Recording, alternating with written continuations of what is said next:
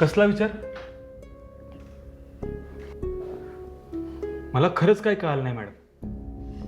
म्हणजे मला हे सगळं सांगायचं नव्हतं असं अजिबात नाही.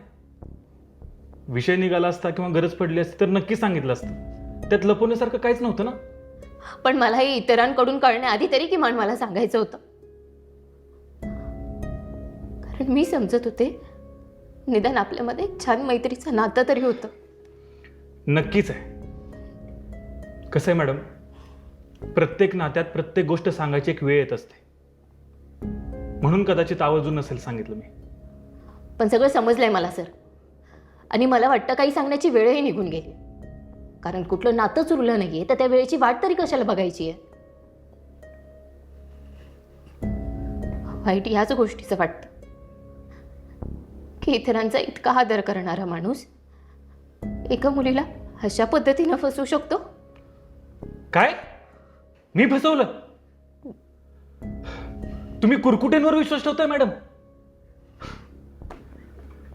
किती अवघड असतं ना.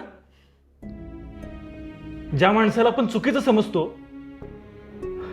आपण दुःखात असल्यावर त्या माणसाच्या सगळ्याच गोष्टी आपल्याला बरोबर कशा काय वाटू लागतात.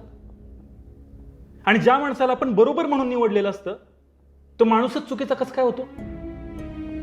म्हणजे माणूस चुकीचा किंवा वाईट हे ठरवायची आपण घाई करत नाही, पण गोष्टी खऱ्या किंवा खोट्या हे ठरवायची आपण घाई का करतो. तुमचं हे बोलणं वेगळं आणि वागणं वेगळं आहे सर.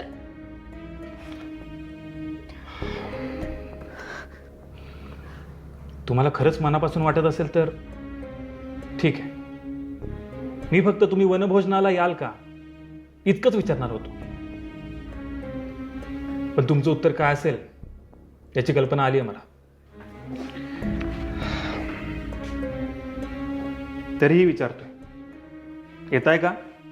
नाही, मला तास आहे. आणि जरी नसताना तरी तुमच्यासोबत कधीच कुठेच आले नसते. हरकत नाही, तुम्ही तुमचे तास करा, मी जातो. मला फक्त एवढंच सांगायचं होतं की मुलांच्या बाबतीत झाला तसाच गैरसमज पुन्हा माझ्या बाबतीत करून घेताय. पश्चाताप होईल.